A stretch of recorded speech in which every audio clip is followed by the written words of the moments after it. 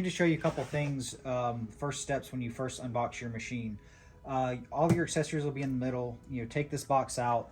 Because you may be manually moving this before you set up the machine, we have shipped it with the motors unplugged to prevent damage to the motors. So you will need to plug those back in. Now keep in mind that when the motors are plugged in, you cannot manually move the axes very rapidly because that can damage the controller board. So the X-axis motor just plugs in like that. Z-axis is going to be down here. Plug that in. And on the back, we have a cover covering the back.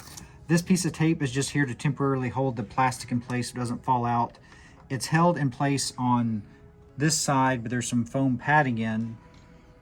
So you're basically just going to loosen these two screws with a Phillips screwdriver.